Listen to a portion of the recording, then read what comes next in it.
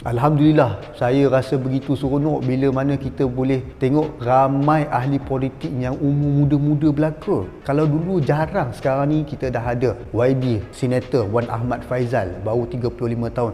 Kita ada YB Syed Saddiq, kita ada YB Yang Syaifurah dan sebagainya. Kalau dulu, orang kata, masih muda lagi, kalau masuk politik, kamu tak boleh buat banyak benda, kamu tak mampu. Tetapi apa yang berlaku? Sebaliknya. Kita sendiri pun tahu kan bagaimana YB-YB yang muda-muda ini lantang bersuara, perjuangkan tentang isu rakyat dan sebagainya. Bahkan kita tengok sendiri bagaimana mereka menjalankan bantuan kemanusiaan kepada penduduk di tempat mereka. Jangan kira ideologi politik, jangan kira bendera parti apa, asal dia orang muda, saya fikir kita kena sokong. Tapi kita tak boleh ketepikan ahli politik yang dah lanjut usia ni. Sebab apa? Kena seimbang. Saya setuju dengan kenyataan ini, tetapi saya nak maklumkan, orang tua boleh sekadar jadi penasihat kepada orang muda, tak perlu involve dalam politik dah. Saya pro kepada anak-anak muda yang masuk dalam dunia politik, sebab bukan saya saja tahu, anda semua pun dah rasa jemu dengan ahli-ahli politik yang senja usia ni, yang biadab, yang tak tahu jaga hati orang, yang tak berapa pandai nak buat kerja, asal dalam parlimen menjerit, bergaduh, dan mereka pun banyak buat kontroversi-kontroversi yang tak masuk akal. Jadi inilah saatnya kita buat perubahan yang ketara.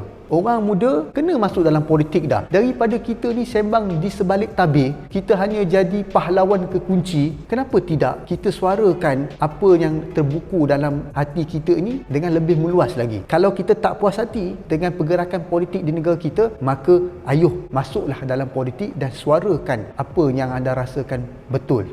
Sekarang ni kita dah tengok undi 18, orang muda yang dah mula boleh mengundi. Tetapi malangnya masih ramai yang tak ambil kisah benda ni. Sebab mereka rasa politik ni menyusahkan. Mereka rasa politik ni tak diperlukan sebab buang masa. Kalau awak rasa politik kita ni sendu disebabkan orang-orang seperti ini, jadi awaklah kena masuk. Kalau awak tak masuk, orang-orang yang jenis tu juga yang masuk, lama-kelamaan benda ini akan jadi seperti biasa, bahkan akan jadi barah. Sekarang ni rakyat kita dah semakin matang. Rakyat kita dah tak tengok parti apa yang bertanding, dah tak tengok bendera apa yang ada, tetapi mereka mengundi melihat kepada kredibiliti seseorang calon tersebut. Kalau anda masuk, peluang anda untuk menjadi pemimpin begitu cerah. Kemudian kita boleh buat apa yang kita rasa betul, dan yang paling penting, kita boleh bersihkan politik negara ini daripada orang-orang berumur senja yang tak ada kualiti ni. Saya mohon maaf kepada ahli politik yang lanjut usia ni. Saya rasa zaman anda semua dah berlalu. Bagilah peluang pada orang muda pula masuk dalam dunia politik ni.